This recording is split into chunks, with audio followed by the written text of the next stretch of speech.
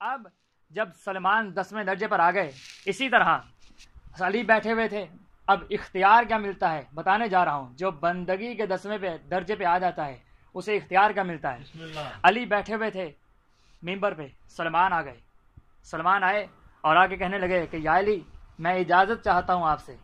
علی نے پوچھا کس بات کی اجازت؟ کہا کہ یا علی مدائن شہر کی گورنری مل رہی ہے، مدائن شہر کی حکومت مل رہی ہے، تو کیا کرنا ہے؟ اجازت ہے آپ کی؟ جا سکتا ہوں؟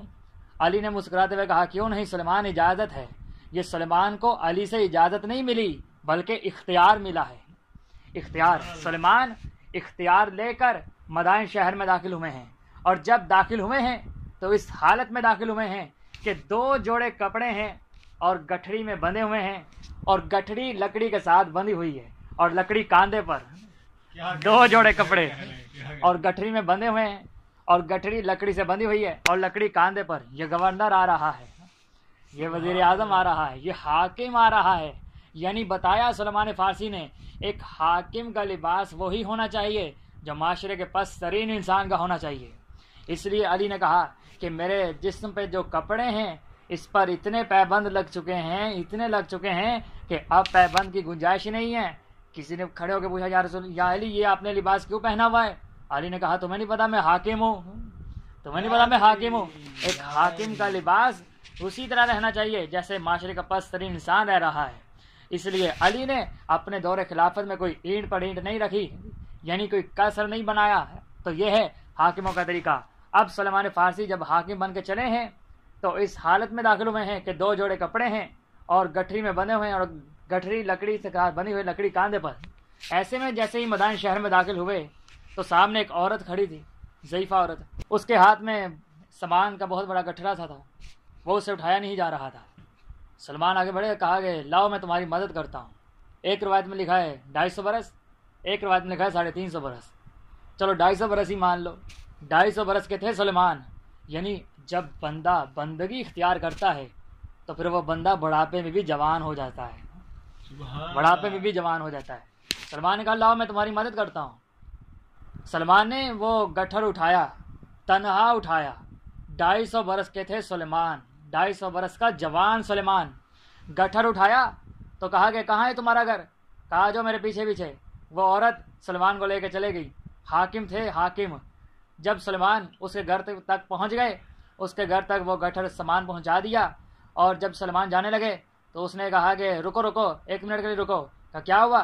سلمان اس عورت نے اپنے دوپٹے کی نکر سے ایک گھیڑا باندھی ہوئی تھی اور اس گھیڑا کو کھولا، اس میں سے کچھ پیسے نکال کے کہا اے مزدور یہ لو تمہاری مزدوری. سلمان سے کہہ رہی ہے اے مزدور یہ لو تمہاری مزدوری. سلمان کا کیا کہا یہ لو تمہاری مزدوری. کہا سنو مزدور نہیں ہوں گورنر ہوں. کہا مزدور نہیں ہوں گورنر ہوں. حیران ہو گئی عورت. کہا آپ گورنر ہیں؟ کہا ہاں میں گورنر ہوں. اس عورت نے کہا اچھا اگر آپ گورنر ہیں تو کہاں رہتے ہیں؟ کہاں پر قیام کیا ہے؟ کہاں پر قیام کیا ہے؟ میرا دل کہتا ہے. سلمان فارسی نے کہا ہوگا جب عورت نے پوچھا نا کہاں رہتے ہیں، کہاں پر قیام کیا ہے، تو میرا دل کہتا ہے سلمان نے کہا ہوگا میں اس جگہ رہتا ہوں جہاں اللہ رہتا ہے. جہاں اللہ رہتا ہے. مسجد میں سلمان فارسی رہتے تھے. کہا میں مسجد میں رہتا ہوں. مسجد میں سلمان فارسی نے ایک جگہ اپنا بسترا بچھایا اور لیٹ گئے اور سو گئے. جب سو گئے صبح ہوئی. صبح جیسے ہی ہوئی تو لوگ اکٹھے ہو گئے. سلمان نے کہا کہ بتاؤ میں گورنر ہوں تو مجھے بتاؤ کیا کیا مسائل ہیں شہر کے، مجھے تمام مشکلات سے آگاہ کیا جائے. لوگوں نے کہا کہ اے سلمان اس شہر میں چوریاں بہت ہوتی ہیں، مدائن شہر میں چور بہت ہیں، چور بہت ہیں اس مدائن شہر میں، کیسے خاتمہ کیا جائے.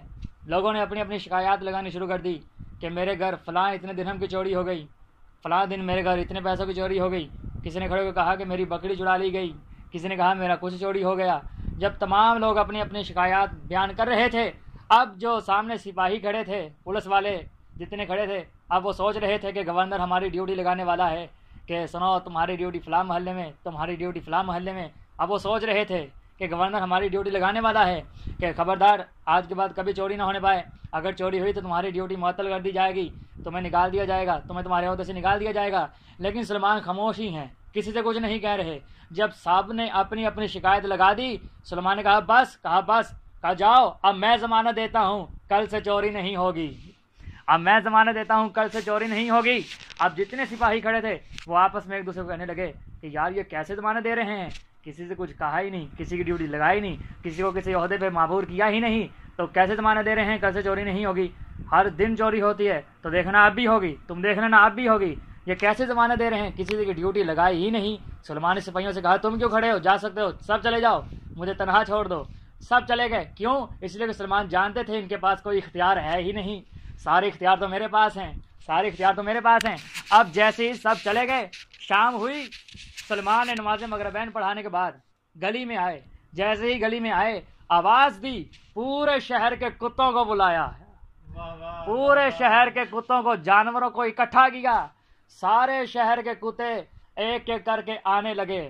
سب لوگ دیکھ رہے تھے کہ اتنا جانور یہ کہاں سے آ گیا، یہ اتنے کتے کہاں سے آ گئے، اور یہ حاکم، یہ سلیمان یہاں پہ کیا کر رہا ہے، یہ سلیمان یہاں پہ کیا کر رہے ہیں؟ کہا خاموش ہو جاؤ، سائڈ میں جو، بس دیکھتے رہو، پتہ مجھے کیا پتا یہاں پہ کیا ہو رہا ہے، بس دیکھتے رہو کیا ہو رہا ہے۔ سلیمان سارے کتوں کو اکٹھا کر رہے تھے، جب سارے کتے آ گئے سلیمان نے کہا سنو میں تمہاری ڈیوٹی لگانا چاہتا ہوں۔ کہا کیا ڈیوٹی لگانا چاہتے ہیں؟ جانوروں نے اپنی زبان میں کہا حکم فرمائیں، کیا ڈیوٹی لگانا چاہتے ہیں؟ کہا پتہ ہے نا اس شہر میں چوریاں بہت ہوتی ہیں۔ کہا جی مولا پتہ ہے۔ کہا میں تمہاری ڈیوٹی لگاتا ہوں، کل سے چوری نہیں ہونی چاہیے، چوری نہیں ہونی چاہیے۔ سلیمان نے جیسے ہی کہا جانور سلیمان کی زبان سمجھے، جانور تو سمجھ رہا ہے، جانور تو سمجھ رہا ہے، انسان ہی نہیں سمجھ رہا، تو جانور سلیمان کی زبان سمجھے۔ سلیمان نے کہا چلے جاؤ، جہاں جہاں سے آئے تھے چلے جاؤ۔ جانور جتنے کتے تھے جہاں جہاں سے آئے تھے وہیں وہیں چلے گئے۔ صبح ہوئی، جتنے چور تھے ان سب کی لاشیں سڑکوں پہ پڑی ہوئی تھی، ان سب کے بدن کے ٹکڑے زمین پہ پڑے ہوئے تھے۔ چوروں کا خاتمہ ہو چکا تھا، چوروں کا بالکل خاتمہ ہو چکا تھا۔ اس دن کے بعد مدائن شہر میں کبھی چوری نہ ہوئی، کبھی چوری نہ ہوئی۔ آپ خاموشی سے سن رہے ہیں، پتہ کیوں نہیں چوری ہوئی؟ اس لیے کہ حاکم خود چور نہیں تھا، حاکم خود چور نہیں تھا۔ اسی طرح ایک عورت آئی، عورت نے کہا کہ یہ ہے بندگی کا اختیار، جب انسان بندگی اختیار کرتا ہے اسے اختیار ملتا ہے، اسے اختیار ملتا ہے۔ تو ایک عورت آئی، اس نے کہا کہ میں بازار میں جاتی ہوں، ایک کسائی ہے جو زیادہ بتاتا ہے کم دیتا ہے، زیادہ بتاتا ہے کم دیتا ہے، اس کے باٹ میں فرق ہے، جو ناپ تول کے جو باٹ ہوتے ہیں اس میں فرق ہے، لوہے کے بٹوں میں فرق ہے، اور وہ بے ایمانی کرتا ہے۔ سلمان نے کہا اچھا جاؤ اس کسائی کو میرے پاس بلا کے لاؤ۔ وہ عورت پہنچی، کہا کہ تمہیں حاکم مدائن سلمان فارسی مسجد میں بیٹھے ہیں اور بلا رہے ہیں، چلو یہاں پر، چلو ان کی خدمت میں۔ اس نے کہا کہ میرے پاس اتنا وقت نہیں ہے، جاؤ جاؤ، میں نہیں جاتا۔ وہ عورت واپس آ گئی۔ سلمان نے کہا کیا ہوا؟ کہا وہ کہہ رہا میرے پاس وقت نہیں ہے۔ سلمان نے کہا پھر جاؤ۔ وہ پھر گئی، کہا تمہیں خبر نہیں ہے کہ سلمان فارسی بلا رہے ہیں؟ کہا تو پھر آ گئی، چلے جا، میں نے کہا نہیں میرے پاس ٹائم نہیں ہے۔ وہ عورت واپس آ گئی۔ کہ سلمان نے پوچھا کیا ہوا؟ کہہ رہا وہ مجھے دھمکی دے رہا ہے۔ سلمان نے کہا پھر جاؤ۔ تیسری بار عورت پھر گئی، کہ جیسے ہی کہا کہ تمہیں گورنر حاکم وقت بلا رہے ہیں، کہا میری دکان میں نہ آنا ورنہ اچھا نہیں ہوگا۔ وہ عورت واپس آ گئی۔ سلمان نے کہا کیا ہوا؟ کہا مجھے وہ دھمکی دے رہا ہے کہ میری دکان پہ نہ آنا۔ سلمان نے کہا اچھا پھر جاؤ۔ جیسے ہی وہ عورت پہنچی، ایک منٹ کے لیے آپ وقفہ لے لوں ذرا، تھوڑا سا بات روکیے، میں نے بندگی کا اختیار کیا ہے، یہیں پہ بات میں شروع کروں گا۔ علی ایک دفعہ ممبر پہ بیٹھے ہوئے تھے اور ایسے میں ایک عورت آ گئی۔ عورت نے کہا کہ یا علی میرا بیٹا مر گیا، میرا بیٹا فوت ہو گیا۔ تو علی نے صاحب سے کہا کہ افسوس ہے مجھے آپ کے بیٹے پر۔ تو صاحب سے کہا کہ اٹھو جاؤ اس کے بیٹے کے غسل اور کفن کا انتظام کرو، اٹھو جلدی اٹھو۔ اور انہوں نے کہا کہ نہیں یا علی غسل اور کفن کا انتظام ہوا پڑا ہے۔ علی نے کہا تو پھر کیا چاہتی ہو؟ کہا نہیں غسل و کفن تو نہیں میں چاہتی۔ کہا پھر چاہتی کیا ہو؟ کہا کہ آپ ہیں اللہ کے ولی، یہ ہے اسے کہتے ہیں معرفت، یعنی کسی کو کسی کی معرفت ہونا، اسے کہتے ہیں معرفت۔ عورت کو دور کے ولی کی معرفت تھی، اسے معلوم ہے کہ یہ فخر عیسیٰ ہے، یہ مردوں کو زندہ کرتا ہے۔ کہا کہ غسل اور کفن کا انتظام تو ہوا پڑا ہے، لیکن میں چاہتی یہ ہوں کہ آپ ہیں اللہ کے ولی، یا تو پھر مجھے بھی موت آ جائے یا میرا بیٹا زندہ ہو جائے، یا مجھے بھی موت آ جائے یا میرا بیٹا زندہ ہو جائے۔ علی نے کہا اچھا تم یہ چاہتی ہو۔ اب اصحاب دیکھ رہے تھے کہ علی اٹھیں گے، علی ممبر سے اتریں گے، علی مسجد سے باہر جائیں گے، علی مردے کے سرحانے پہنچیں گے، علی مردے کو زندہ کریں گے، ہم مردے کو زندہ ہوتے دیکھیں گے اور ہم علی کے معجزے کے گواہ ہو جائیں گے۔ سب اسی انتظار میں تھے کہ علی اٹھنے والے ہیں، علی اٹھنے والے ہیں، ہم علی کے معجزے کے شاہد ہونے والے ہیں، گواہ ہونے والے ہیں، لیکن علی اپنی جگہ سے اٹھے ہی نہیں، علی اپنی جگہ سے اٹھے ہی نہیں۔ اسے کہتے ہیں ولی، اسے کہتے ہیں بندگی کا اختیار۔ علی اپنی جگہ سے اٹھے ہی نہیں، علی نے بیٹھے بیٹھے ہی کہا اچھا تم یہ چاہتی ہو کہ تمہارا بیٹا زندہ ہو جائے؟ کہا یہی چاہتی ہوں۔ کہا جاؤ اپنے بیٹے کی میت کے سرحانے جانا، اس کا شانہ ہلا کے کہنا علی نے تجھے زندہ طلب کیا ہے، علی نے تجھے زندہ طلب کیا ہے۔ اس عورت نے ویسے ہی کیا۔ اس کا مطلب وہ عورت نہیں بول رہی تھی، گویا علی نے اپنی زبان کا اثر عورت کی زبان میں منتقل کر دیا تھا۔ یعنی ولی وہ ہوتا ہے جو اپنی زبان کا اثر دوسرے تک منتقل کر دے۔ تو پھر اللہ بھی تو ولی ہے، اللہ بھی تو ولی ہے، اللہ تنہا ولی نہیں ہے۔ اللہ کہتا ہے میں بھی ولی ہوں، رسول بھی ولی ہے، علی بھی ولی ہے، علی بھی ولی ہے۔ اب جیسے ہی سلمان کے پاس وہ عورت نے آ کے کہا کہ وہ مجھے دھمکی دے رہا ہے، مجھے وہ دھمکی دے رہا ہے اور کہہ رہا ہے خبردار اب نہ میری دکان پہ آنا۔ سلمان نے کہا اچھا تم جاؤ، اچھا تم جاؤ۔ اب اس کسائی سے نہ کہنا کہ تجھے سلمان بلا رہا ہے، اب اس کی دکان پہ جو لوہوں کے بٹے پڑے ہوئے ہیں، جو ناپ تول کے بٹے پڑے ہوئے ہیں، اب ان سے کہنا اے لوہے کے بٹوں، اس کسائی کو حاکم وقت سلمان فارسی نے بلوایا ہے، حاکم وقت سلمان فارسی نے بلوایا ہے۔ وہ عورت جیسے ہی کسائی کی دکان پہ پہنچی، اس نے کہا تو پھر آ گئی، تجھے سمجھ نہیں آتا تو کیسے بات سمجھ میں نہیں آ رہی؟ راوی کہتا ہے کہ اس عورت نے اس کسائی سے کچھ بات ہی نہیں کی، اس سے کچھ بات ہی نہیں کی۔ سلمان کا جو حکم تھا اس نے وہی کیا۔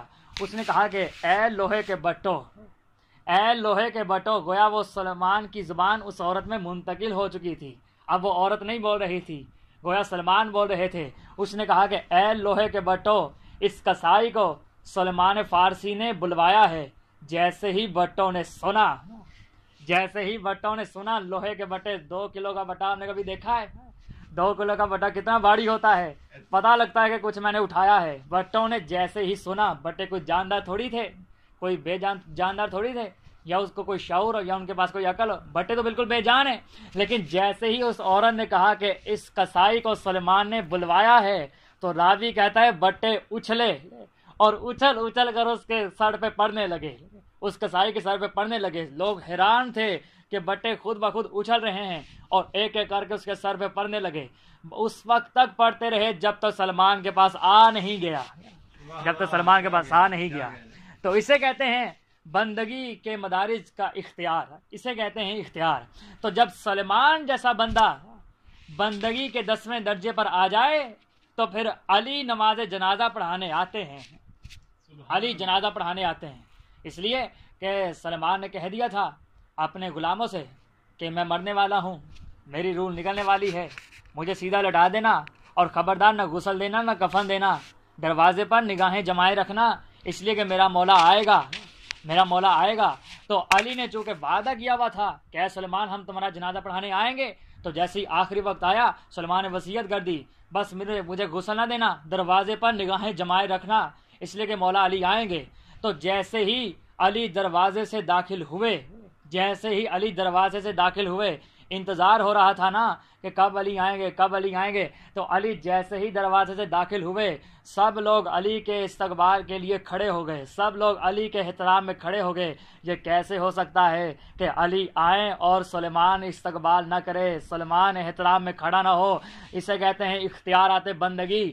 علی جیسے ہی دروازے سے داخل ہوئے، سلمان نے اختیار بندگی استعمال کیا، اٹھے اور علی کو سلام کیا، اٹھے اور علی کو سلام کیا۔ علی نے جواب سلام دیا اور دست بوسی کی اور گلے لگانے کے بعد کہا اے سلمان یہ بتاؤ ہم نے اپنا وعدہ پورا کیا، ہم نے اپنا وعدہ پورا کیا، ہم نے وعدہ کیا تھا کہ جب تم مرو گے تو ہم تمہارا جنازہ پڑھانے آئیں گے، ہم تمہارا جنازہ پڑھانے آئیں گے، بتاؤ سلمان ہم نے اپنا وعدہ پورا کیا؟ سلمان نے کہا جی مولا کیوں نہیں، آپ نے اپنا وعدہ پورا کیا۔